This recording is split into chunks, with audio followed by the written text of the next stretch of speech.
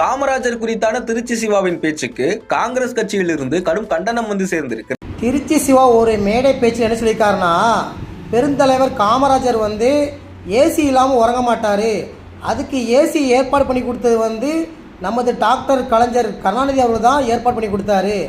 அதேபோல் காமராஜர் அவர்கள் இறக்கும் தருவாயில் கருணாநிதியின் கையை பிடித்து கொண்டு இந்த நாட்டு மக்களையும் இந்த ஜனநாயகத்தையும் காக்க வேண்டிய கடமை உன்னுடையதுன்னு சொன்னாருன்னு திருச்சி சிவா உருட்டுறாரு.